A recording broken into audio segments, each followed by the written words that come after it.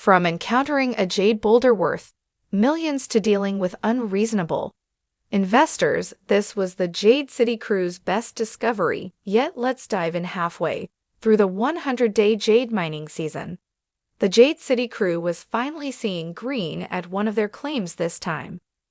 Plaster mining at Wolverine, digging up jade boulders from the surface, was already showing better returns than the crew's hard rock drill program at their Dynasty claim. In this new claim, there were lots of promising boulders, so they hired another operator. Roger, he started loading up the best jade rocks to take back to Jade City for future sales. With this first boulder, Josh was even more excited than Roger. This was the first jade they had ever pulled from this mining site, and now it was about time they sent it to be sold. On top of that, Josh was responsible for this jade that could be worth up to $1 million. Yet that was not the only reason Josh seemed so excited. For years they had dreamed about finding high-quality jade, and now it was sitting in the back of the truck. Everyone was thrilled. This was a great spot, and it really seemed that they were going to make a fortune. First jade that's ever come off of this mine site since we've been mining. It is about to leave. I'm completely responsible for this load of jade that could be worth up to $1 million. Keep going, you're good. Bring it right down. Before this great find last spring, Claudia, Robin, and Alan had gone to China to bring in wealthy investors for their Wolverine project. Their meeting seemed to go well, and they made a toast to celebrate their new partnership. However, none of them thought that these new investors would show up in person. With no warning or a heads up, they landed. Seeing them, the crew was not as pleased. Josh did not understand why these investors would spend a lot of money on getting a helicopter to land on their camp without telling them that they were coming. It was weird. While Robin Bunce wondered where they would sleep since they had not sent word to anyone that they were coming. These investors had something else in mind. They wanted to see firsthand what they were backing and ensure that they knew about any big fines that could be incurred during the mining process. Without wasting time, the crew and the investors went to inspect some few potential jade-bearing boulders.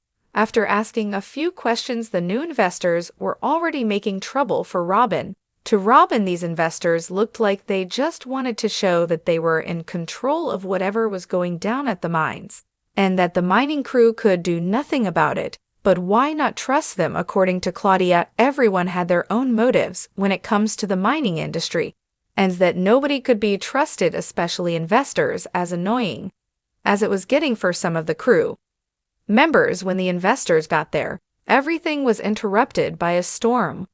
With the storm building up in the mountains, the investors had no other option but to go, since if the storm got more serious than it was, they would not make it to where they had come from in a chopper. Said, rain brings fortune, does it? Yeah. Well, thanks for the fortune. The fortune's leaving now. With new bosses in charge, life at Wolverine would get a lot more difficult.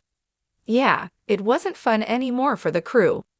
Unhappy with the investors showing up unannounced to check out the Wolverine mine, Alan gathered the team for a face-to-face meeting. Claudia expressed her issues regarding the new investors' way of managing things and suggested that despite their differences, they all had one thing in common: finding as much jade as possible with the little time left. The new investors, however, wanted to see what was in the hard rock underground at Wolverine. Hearing this, Robin explained that his crew was plesermining looking for boulders with jade on the surface compared to digging deep underground for them. After talking with the investors, Alan and Claudia decided to change tactics and switch to hard rock mining. It was not what the crew was used to, and it was not what they would opt for, but Claudia hoped that it would work for the best. Back at Wolverine, Josh wanted to haul out the season's first potential jade boulders,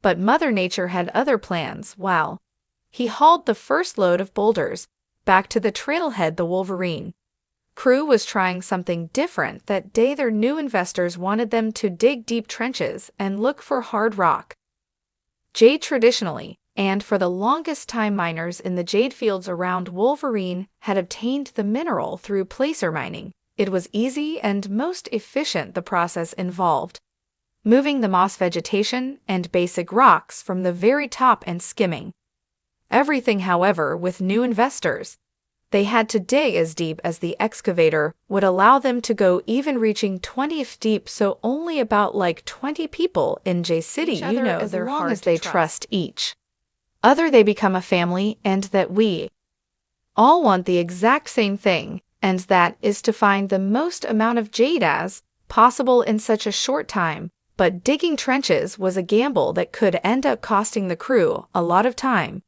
and money, yet they had no choice. After digging 2 trenches, Roger hit a major snag: rock hard clay. The deeper they dug, the fewer signs of jade they found.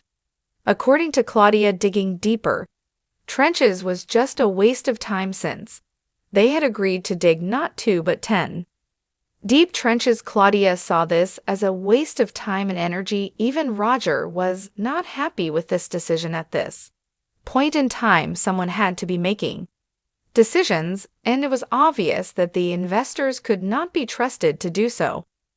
While the crew's initial plan was to try and get as much jade as possible, the new investors' plan was slowing them down. They all knew that even if they were to dig deep for it, it would not be more than 3 feet deep, and if there was no jade past the 3 feet, there was no point in digging deeper. It was pointless. At the trailhead to Wolverine, the first load of placer boulders had arrived. Robin had traveled back out to meet Josh for this landmark moment, but when they turned around, they saw what another crew had brought out from a claim just 15 kilometers away from the Wolverine site. That boulder was worth millions of dollars, and that was what the crew was looking for. But who did it belong to? That there is a jade boulder. That thing's heavy. That's the dream, bro. That thing is worth millions of dollars, and that is what we are looking for. That massive boulder belonged to an old family friend, Tony Ritter. The boulder was so heavy that the crane was struggling to lift it up, while Robin's crew boulders did not measure up to what their competition was finding. It did tell them there was huge potential in this area at Wolverine. Following the new investors' plan was only costing the crew fine and money with nothing to show for it. Seeing that they were not making much progress, they decided to deal with their most immediate concerns. Jade buyers from Taiwan had been scouting the region for new jade, and they had made an appointment with Claudia to come shopping at Wolverine. The buyers had toured Jade City earlier in the day.